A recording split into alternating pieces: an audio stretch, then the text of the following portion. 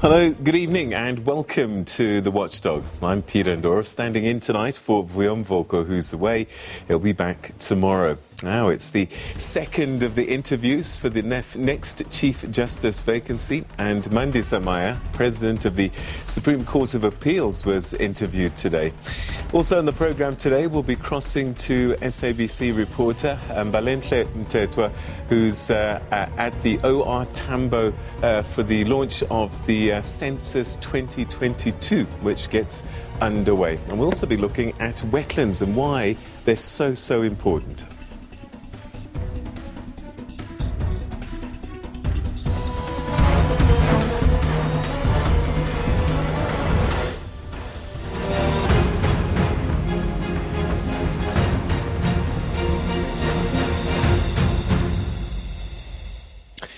Well, it's a wrap of the second day of interviews for the next Chief Justice, and President Mandisa Maya of the Supreme Court of Appeal in Bloemfontein sat in for her interviews today, where she highlighted issues of gender inequality as well as leadership. Let's take a listen. Quite a historic day for the judiciary as they interviewed their first female candidate for the position of Chief Justice. Supreme Court President Mandisa Maya is no stranger to being first, a pioneer in her own right, a woman that has led the way for many other women, especially black females, in the legal fraternity, being one of the first female judges in the Eastern Cape, as well as the first black female president of the SCA. She was also the first and the deputy as well. So quite a pioneer, one that has no stranger to being a first. She's also the only candidate that is female right now. There are 4 candidates that are being interviewed over the 4-day period that will stand the chance of being the next Chief Justice. The Chief Justice is one of the most important roles within the judiciary, the most senior judge of the Constitutional Court, as well as the person or the last point of the judiciary, the head of the judiciary, and the person that ensures that all courts, the functioning as well as the execution, they have the final authority on that. So this is quite an important role, and one that needs to ensure that we have the most competent as well as a most efficient judge as well as administrative person on that seat. So we've seen these interviews quite grueling at times, almost 8 hours for some of the candidates, sometimes even longer. We were told that when Chief Justice Mogoeng, the former Chief Justice, was interviewed, it was 2 days long. So really these commissioners probing into the leadership skills as well as the judiciary skills of each candidate. Mandisa Maya began the morning explaining her credentials, explaining where she's come from, what is her background, but also then being given that 35-minute period to give her vision of the Constitutional Court. What she did before that was ask for the indulgence of the panel to ensure that she wanted to come and account to them that when she was interviewed in 2017 by this commission to be the Supreme Court of Appeal president, she made certain promises, and she wanted to account and report back to the same panel and say, this is what I've done so far. One of the issues was transformation.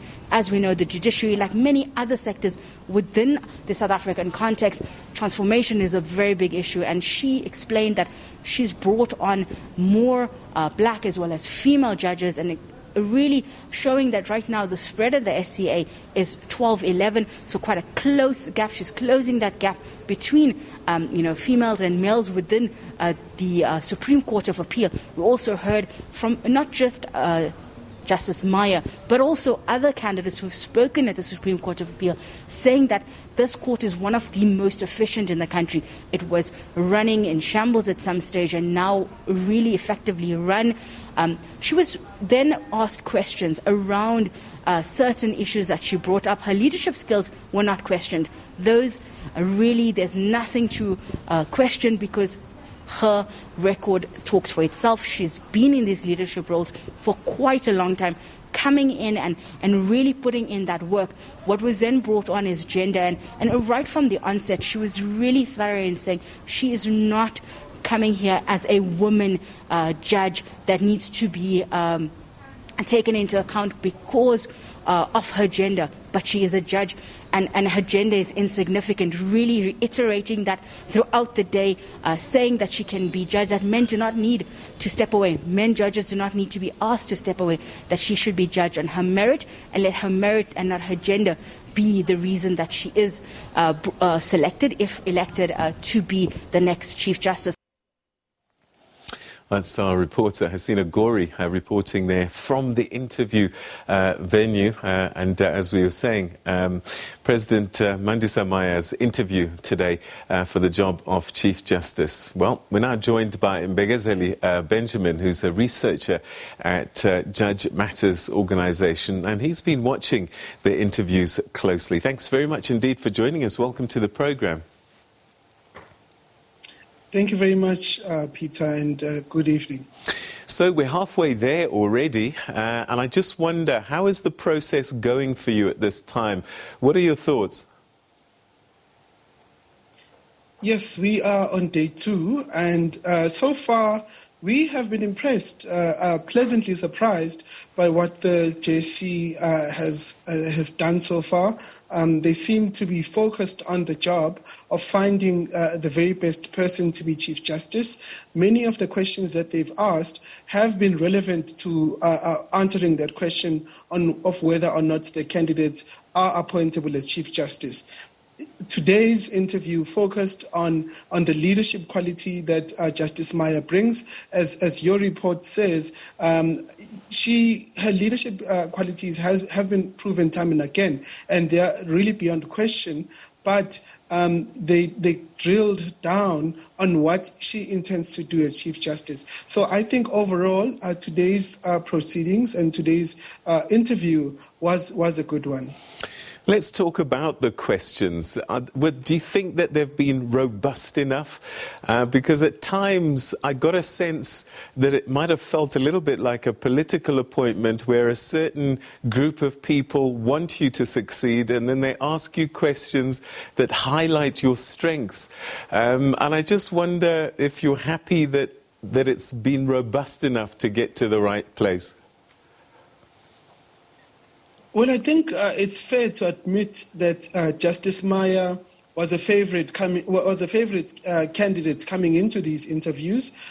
She was seen by many as a front-runner for the job of Chief Justice. So it wasn't surprising that many of the questions tried to highlight the qualities that make her to be a front-runner. But at the same time, there were difficult questions that she was forced to answer, one of which was a question that was asked by Commissioner Jenny Kane, and she asked very pointedly whether Justice Maya will be able to enforce the code of conduct against judges.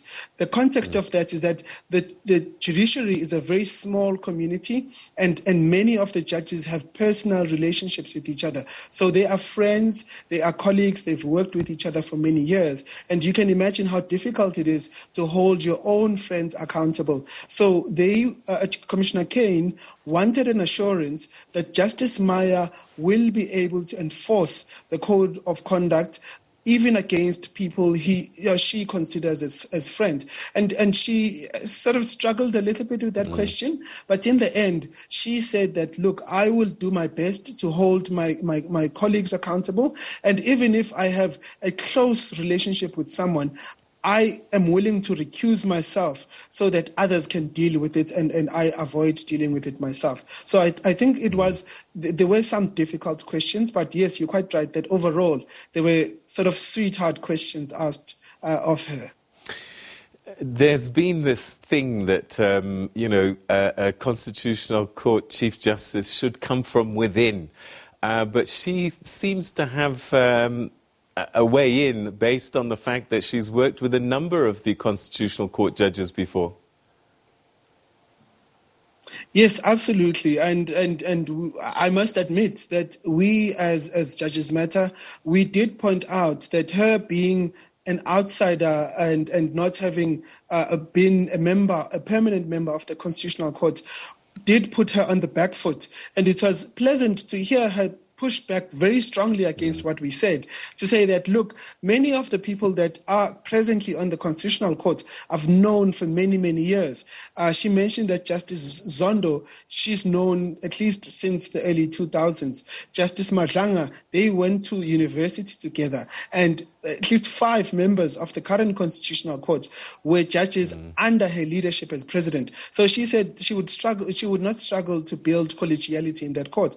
And to be honest, we admire that. That's an important quality. A Chief Justice has to be able to bring her colleagues along, and if she believes that she has strong relationships with them, then that is only the better for the court.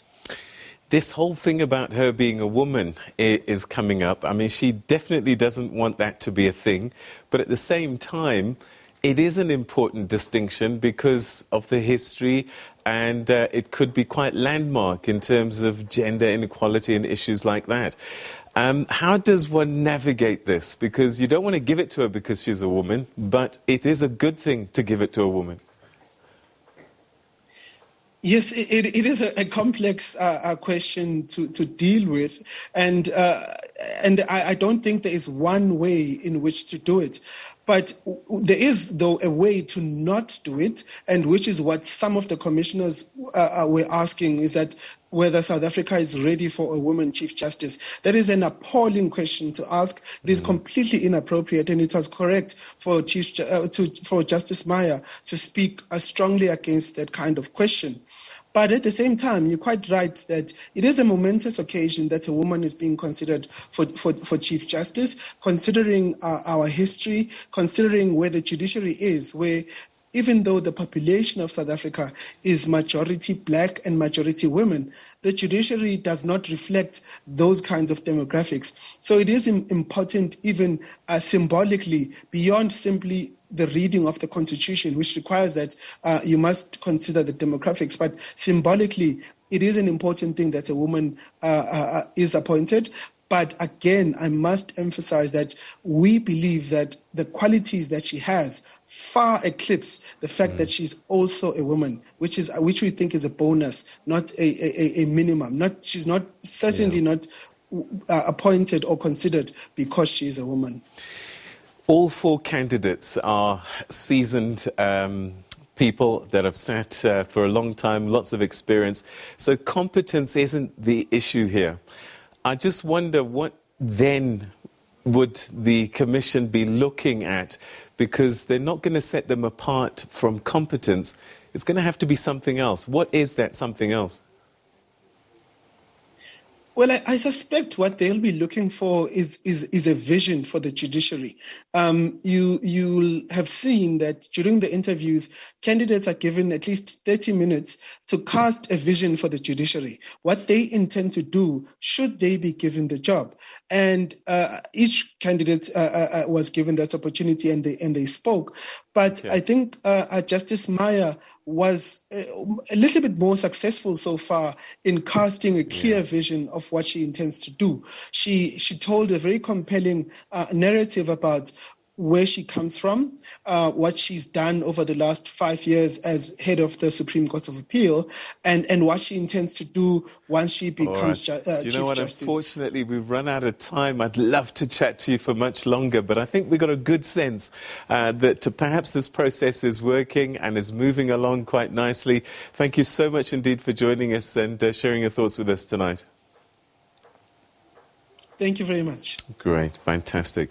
All right, so we're going to leave that for the time being. Tomorrow is another day, another candidate in the hot seat. But something else that's happening today is Census 2022, and that gets underway tonight, in which all people, including the homeless, people in correctional services, etc., will all be counted. And this year's census will mark the 4th population count since 1994 and will be the first digital population count. It was scheduled to take place in October last year. However, it was delayed by the COVID-19 pandemic. Well, for a little bit more on this, we now cross live to our SABC journalist, Mbalenhle Mtetwa. Households that we were looking at.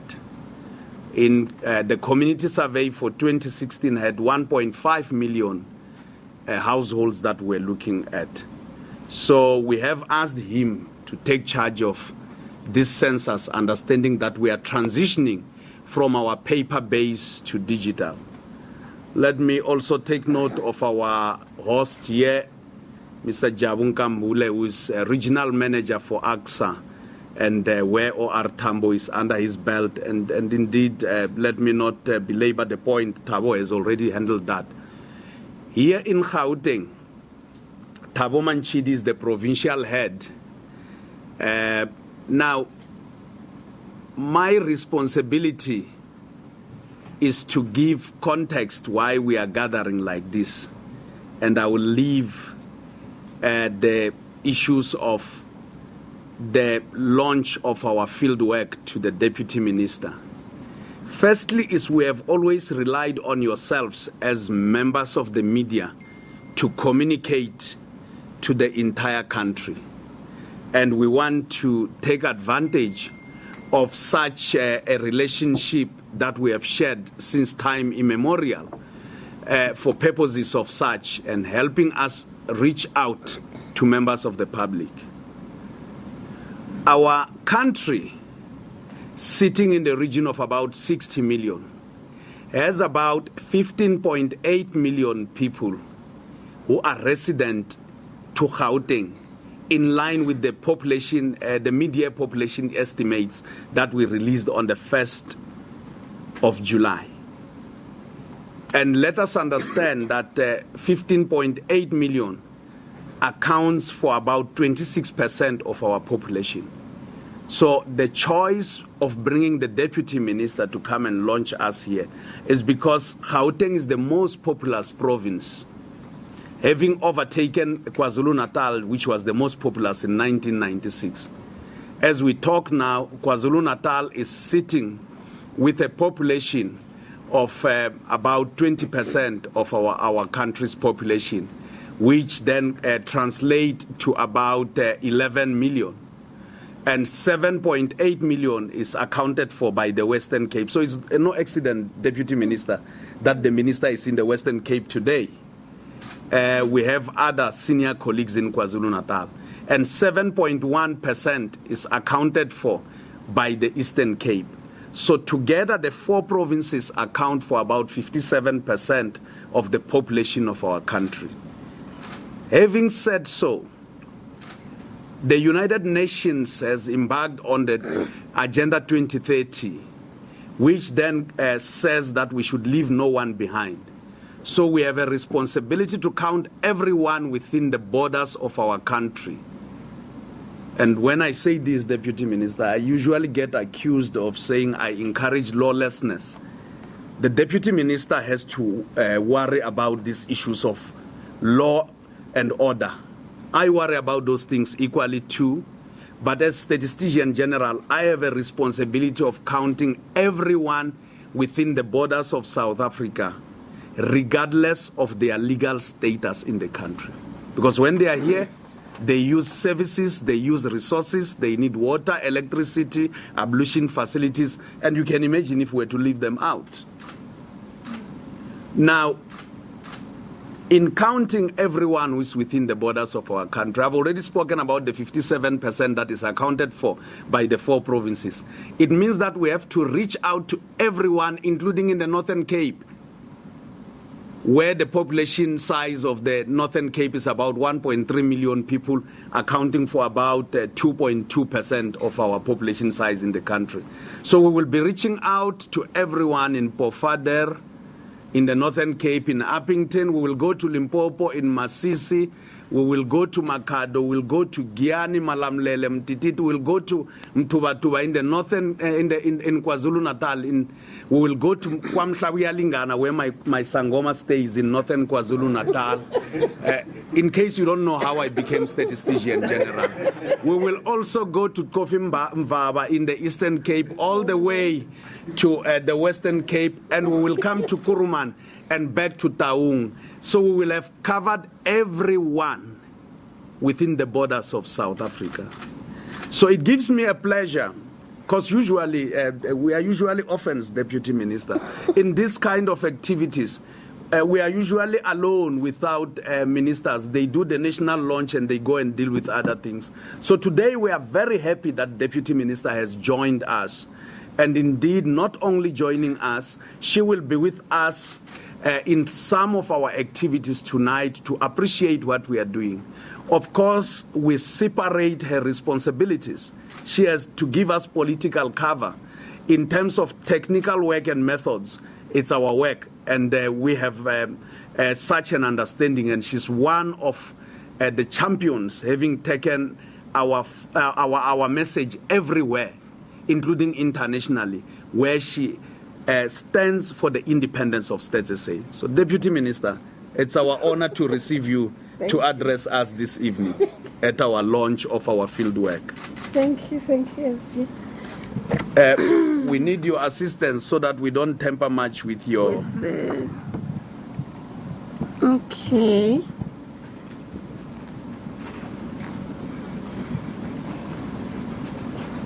Thank you, SG. Our Statistician General, Mr. Senga Maduleke. I generally have a low voice. I hope that I'm audible enough. Let me start by greeting my colleagues. Should I call you my colleagues from Stats SA? And also to appreciate the warm welcome from AXA and our landlord. We really appreciate and that you made the time to be here. To greet members of the media and South Africans at large. We are really happy that the process of counting our people so far is going very well. We remain confident that from the start until the end, this process will be thoroughly done. When we entered here, we greeted our field workers who are going to be assisting us tonight. And SG, we want to thank the many field workers when you made the call as Statistics South Africa that you are looking for field workers and that they must come and assist the institution in counting our people, that they responded in their very many numbers. It gives us confidence that South Africans continue to be patriotic to our country, and they've responded. And I was saying to them that they must continue to do their work throughout the whole month, diligently so that we can get the correct data, of course, given by yourself. We want to appreciate, ever since we launched the national statistics, that members of the media from various media houses, you have been so positive in spreading the message to an extent that when we were sitting and we were looking and we were saying, it was not so much so that in all platforms we must buy the media space for yourselves to be able to count and to spread the message. You have been so positive about it, and we really appreciate that. We want to reiterate the message to our people that please participate in this census. This is not only meant to assist Statistics South Africa in relation to complying with the act which compels them to do what they are doing through the SG. This is going to assist universities, it's going to assist us as government, it's going to assist even business and investors to be able to look into what South Africa has to offer, where can they come and invest. Researchers in universities, they also rely on the data. But on our side, SG, what is more important is that we are requesting that when our field workers come to your homes, please open your doors to them. Be open about the questionnaire which they are going to be asking you. The beauty of the result of the census is that if you are not honest in relation to what they're asking you, it will then not assist the SG to be able to tell us the honest data. But we are also requesting that you must have confidence that the data that they're going to collect, by act and by law, they're not going to share it with anybody else. And we want to reiterate this information because there's concerns that I'm going to give you my information, what if you want to use it against me? The data is going to remain with Statistics South Africa. And when they come to us as South Africans to come and inform us that this is your population, so many are unemployed, so many households do not have basic income, so many are going to school, so many are not going to school. That information, they will not come and say they knocked in a house of Lawrence and Lawrence says he's complaining about you about this particular issue. So we want you to look at this census as part of assisting government to be able to plan. We are also happy, and that's why SG, we're very proud when I was talking with the minister that we can, beyond the national launch, travel with yourselves, is because you have given us a spreadsheet in relation to this is how you are going to outroll it, this is how you are going to ensure that you count everybody. And tonight when we are here is because there are those who are going to, when we leave here, we are going to go to the international departures because they are compelled that they must be able to count everybody in the country.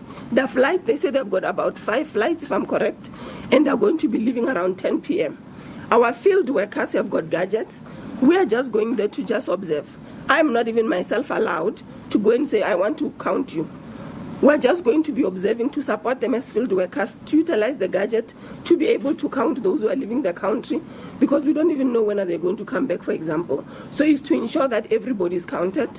We have got field workers across the country in all our airports who are also doing the same to count. They are also going to be doing that in our hotels. Others will wake up in the morning, for example, maybe they are flying back around the airport so that they are also counted. When we leave here, we are also going to go and count the homeless. We're going to go to Parktown. Yes. And Park Station. And Park Station. So it's going to be a very, very long night for ourselves. But even there is to give support to our field workers so that they can count the homeless. And the reason when they explain to us, and I'm going to speak and say you, because that's as experts in the field, is that homeless people, if we don't find them tonight, tomorrow if you go you might not find them. They change their place of sleeping. Others have got other disturbances and mental disturbance. So for you to be safe, we need to count them tonight. Our field workers are all over where they are based in the country so that they're able to count them. We are also going to go to Baragwanath Hospital to await the newborns who are going to be born. Our field workers are also going to count those. I also asked them, so in your methodologies, why are you following them in the hospitals? And the explanation is that when our field workers are going to be waking up tomorrow to go to the homes to mention them, in most instances, children are forgotten. They forget to mention them. And it's also important for us to know those numbers in relation to, if a child is born today, projections in relation to, in a period of 6 years, that child must go to school, early child development. In a period of 18 years, that child will be finishing matric. What is the output, and what are the plans, therefore, which as government we need to be able to put in place? And we're really excited that everything is really organized. South Africans, all of us, let's participate. Let's support our field workers.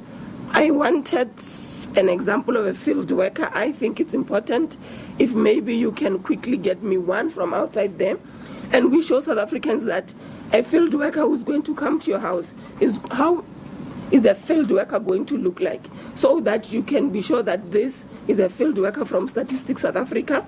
But you can also go to their website and then you can see they are going to publish all the names of the field workers so that you can be able to verify that the person who's knocking in my home is from Statistics South Africa. Maybe they are, or maybe they already went to the international departures so that they can prepare themselves to be able to read and count. We also want to congratulate Statistics South Africa that for the first time you call it an online or a digital, where you can go to the website, you can be able to register. I'm sure South Africans have seen that Statistics South Africa is extended until the 5th so that you can register for household counting. It was supposed to close earlier on, so there's been an extension until the 5th. So we're encouraging South Africans that you can go to the website and then you can be able to participate in the census. You don't need to have data. So it's free data. If you don't on the website, you are given an opportunity to be able to choose whether you want to survey yourself, or you choose an option of a telephone, or you can choose an option that a field worker can come to your homes. And these three platforms, they give us confidence that you will be able, in the duration that you have set for yourselves, be able to ensure that we count everybody who's in South Africa so that we can understand the demographics of our country. It's really going to be a long night. We hope that you will be with us. Are we finding a friend? The friend maybe is shy. I think it's important, I'm sorry, SG, so that we can show South Africans that this is an example of, you can stand here maybe. So our field worker will look like this. The primary is the beep. They also have got a sticker, please lift it up, what you call it? The tag, to show that I'm from Statistics South Africa, and the cap. They will, of course, change the pants they want to wear or a skirt and so on. Yes, we think it's important that our people must know this is how our field worker is going to look like. You have got a right to demand that you can't enter my home. Where is your tag? And if beyond the tag you feel that you are not comfortable, we've got a toll-free number that you can call. You can also go to the website so that you can be sure. And please, welcome them in your homes. They will not waste your time. We're happy about the training that you have done. We're also proud. Thank you, darling. Thank you. Thanks.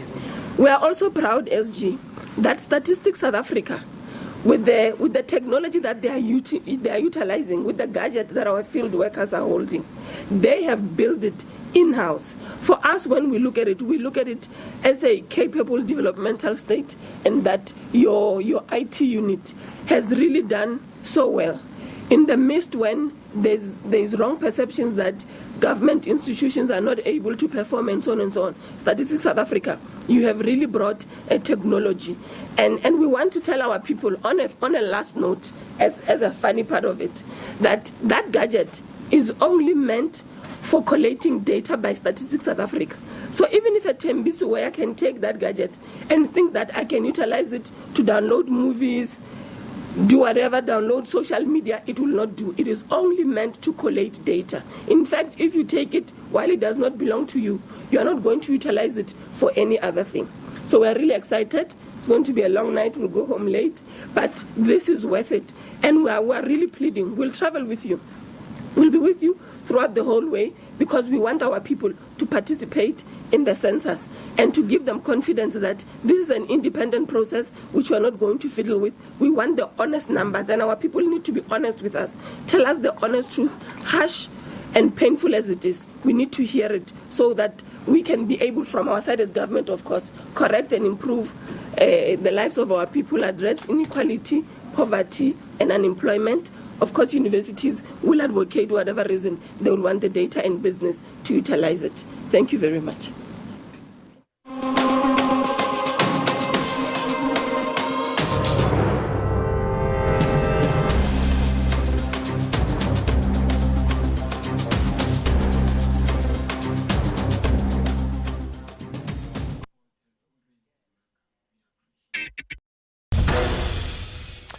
Welcome back. You're watching The Watchdog. Now, part 2 of the state capture report is calling on law enforcement agencies to conduct further investigations with the aim to prosecute those that have been implicated. Amongst the high-profile individuals mentioned is former Public Enterprises Minister Malusi Gigaba and former Transnet Chief Executive Brian Molefe. Now, the report says that former Denel Board Chairperson Daniel Mancha and former Public Enterprises Minister Lynn Brown both facilitated the capture of the state-owned arms manufacturer. Part 2 of the state capture report now out for the public to view. With Part 3 yet to come, the second submission of the state capture report calls for action to be taken. The 631-page report is now before the President. Receiving the first part of the report in January, President Ramaphosa said he would respond to the report only after receiving all 3 parts. There's a lot more coming up, I can tell you. Amongst the recommendation in Part 2 is that the law enforcement agencies should conduct further investigations with a view to prosecute. The report highlighted that former Public Enterprises Minister Lynn Brown allegedly played a key role in aiding state capture. Brown says she's still studying the report and will respond at a later stage. An analyst says the report shows that state capture amounts to organized crime. When you read the report about Denel and Lynn Brown, you see that, Lynn Brown was getting phone calls from the Guptas, even as some of the boards were being changed. There would be a number of phone calls, cell phone calls, that were going to her. So clearly she was being supervised and managed by the Guptas to do one particular thing. So this is not just about abuse of power. This is about ministers and cadres of the liberation movement who have joined the mafia and are operating the mafia in the state. And that is where the criminal charges are going to come from being part of that mafia, the conspiracies and so on. This volume of the report is split into two parts, one on Denel and the other on Transnet. On Transnet, it calls for the possible prosecution of Brian Molefe, Malusi Gigaba, and former Transnet CEO Siyabonga Gaba and others on charges of corruption and racketeering. It found that Transnet officials deviated from the criteria set by the National Treasury in relation to the evaluation of the bids for the 1,064 locomotives. Efforts to get a hold of Gigaba were unsuccessful. We must understand that there is a period up to about 2008 when these state-owned enterprises were doing quite well. There were a few that were not doing well, but they were doing quite well. Some were well renowned. But there's something that is striking in all of this, that the minister could have the powers to appoint the board, and not only appoint the board, the power to appoint the CEO is also belonging to the minister. And in a normal context of good governance, it is the board that appoints the CEO, and the CEO then looks after the issue of appointing the executives. When delivering the first installment, Acting Chief Justice and Chairperson of the Commission, Raymond Zondo, promised the President that the final report would be submitted by the end of February. Ntlantla Khatlhane, SABC News, Johannesburg. Now, the 2nd of February today is World Wetlands Day, and the theme for 2022 is Wetlands Action for People and Nature. The day marks the adoption of the Convention of Wetlands in Ramsar in Iran in 1997 and was officially recognized by the United Nations General Assembly last year. South Africa has 28 Ramsar wetlands of international importance. Wetlands are generally characterized by wet areas, muddy, marshy land and swamps, and they provide a vital role in bringing balance to an ecosystem. This volunteer is cleaning up the polluted wetlands area in his community. We need to protect them, all of them around Etwatwa. This wetland must bring us the economy function with activities of which we need. In South Africa, wetlands make up only 2.4% of the country's area. Although estuaries comprise less than 2% of South Africa's territories, these highly productive ecosystems contribute about 4 billion rand a year to South Africa's economy. They are focal points for the development of tourism and recreation, as well as important for supporting biodiversity, livelihoods, and of course marine fisheries. But concerns have been raised as 48% of them are critically endangered. Despite their significance to human life, all of our wetlands are threatened. The 2018 National Biodiversity Assessment found that at least 79% of our wetland systems are under threat. Of these, 48% are critically endangered, 12% are endangered, and 5% are vulnerable. These wetlands are important to the biodiversity of the flora, fauna and wildlife as they help clean the local water sources and act as a buffer against the impact of climate change. Minister of Environment has stressed the significance of preserving these wetlands. The importance of conserving and protecting these very unique wetland environments that are considered super ecosystems because of the contribution they make to the provision of water, and also because they provide habitats to a large variety of migratory birds, especially water birds. With South Africa in the top 30 driest countries in the world, communities have been urged to take care of their local wetlands. Nozintombi Mia, SABC News.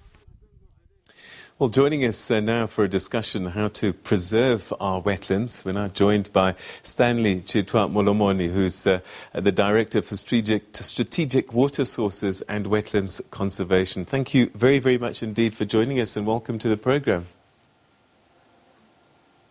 Thanks, Peter, and thanks to the listeners of SABC in general.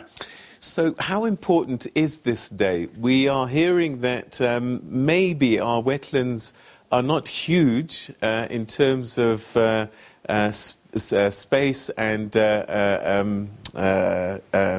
don't want to use the word contribution because I think the contribution is enormous, but we don't have huge amounts of wetlands, but it is still an important issue for us. Thanks, Peter. As you are aware, in terms of proportion, the wetlands constitute a small percentage of the country space. However, the resources that they provide are so vital in such a way that is why the day of today need to be commemorated, and we need to remember the importance of these crucial ecosystems that provides the water that we need, as the minister has indicated, that we are a water scarce country. And if we conserve them, it will add value on the crucial water that we need as a country for the survival of the citizen, the economy, and the livelihood in general.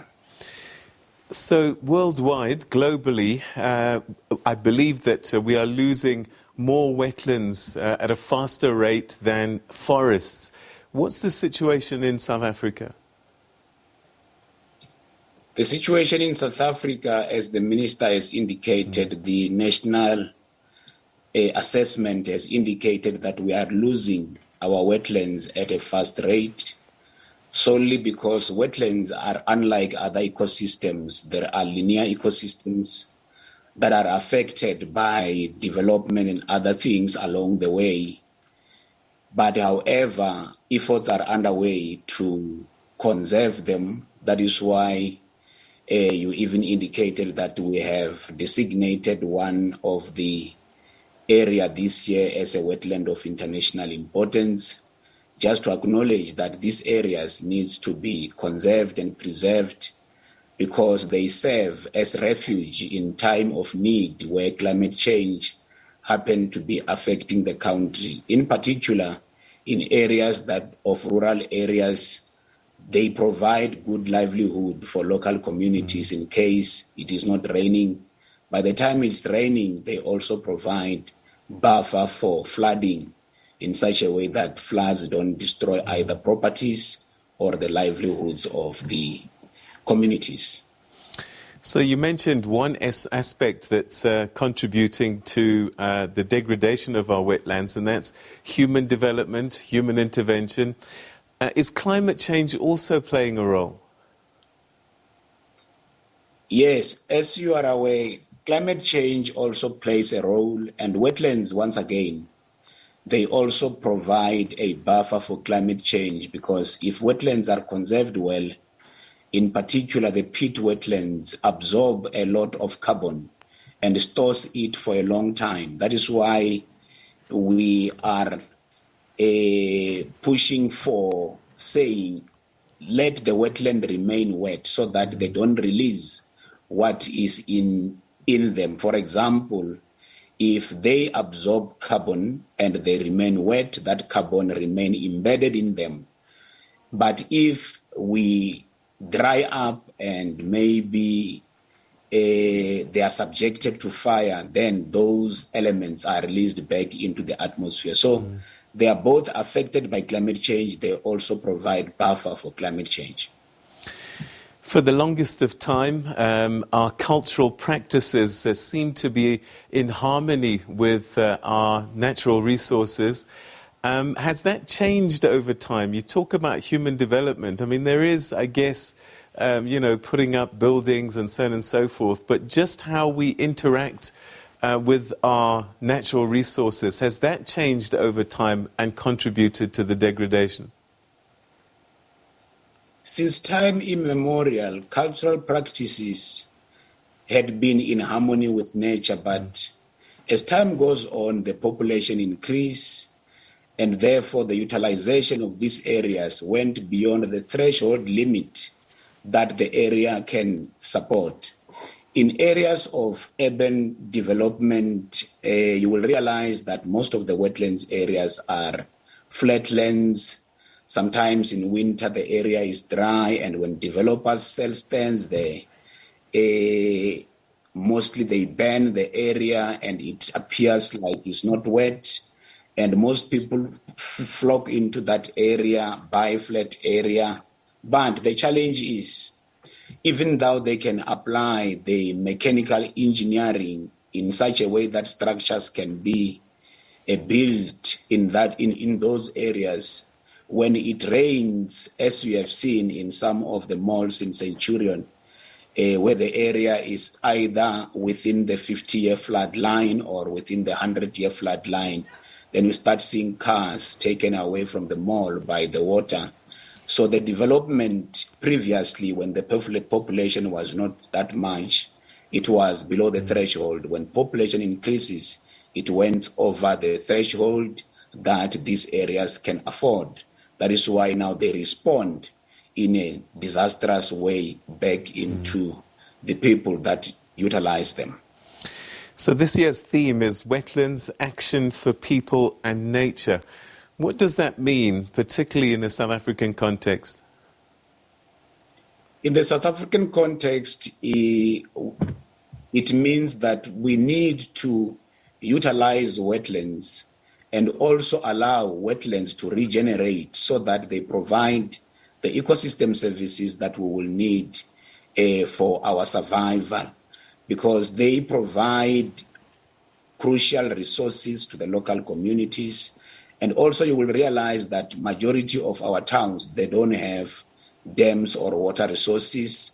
And in areas where there is a dam, wetlands are needed so that when rivers come down to the dam, they don't introduce siltation into the dam, thereby will make purification of the water less expensive. And at the end of the day, we save resources that we would have used, but wetlands provide for that services. When it comes to things like forests disappearing, we educate our people to say, don't chop down trees, plant more trees, that kind of thing. What do we do about wetlands? How can we, as ordinary citizens, contribute to their preservation? In case of wetlands, what we normally say or educate the people is that identify where wetlands are showing degradation, if there is erosion, if there are dongas. We have got a dedicated national program which is working for wetlands, that looks at wetlands of national and international importance, which if we identify them, we prioritize and assign resources so that those wetlands can be rehabilitated. In particular, the wetlands that are associated with the catchments, so that we don't lose the water supply. And by so doing, it also adds value in terms of job creation to the local communities associated with those wetlands. So the message that we send out there is that do not drain the wetlands, because they will help you in time of need, in time where the area is dry. And also, if you identify any form of degradation, please alert us so that that area can be well taken care of. All right, you mentioned some of the benefits of these wetlands. As we start to wrap up this conversation, maybe you can share some thoughts about the ecosystem and what is at risk in terms of the degradation of the wetlands and what it means for those delicate ecosystems. As I indicated from the beginning of our conversation, wetlands are very crucial. They serve as biodiversity hotspots in terms of fauna and flora. Fauna is plants and flora are animals. It is also a source of fresh water storage. They also provide carbon sinks, and they also provide sources for livelihoods for people. So if we keep wetlands in a good condition, concomitantly, they will also provide the ecosystem services that we require from them. But if we degrade them, we should also be aware that those benefits that we were supposed to have equally are also degraded. Mr. Chitwamolomoni, we're going to have to leave it there. Thank you so much indeed for helping us talk about this very, very important issue as we celebrate World Wetlands Day. Thanks for your time this evening. Thanks, Peter, and thanks to the listeners in general. Thank you. Good evening too. Good evening to you. All right, and that's where we come to the end of tonight's edition of The Watchdog. Thanks very much indeed for tuning in, and be part of the census. It's a really, really important thing. All of our services and things like that depend on making sure we know who's where and how many of us are there and what needs are there. So cooperate and be part of the census. Vuyo will be back tomorrow. Have a good evening, everyone.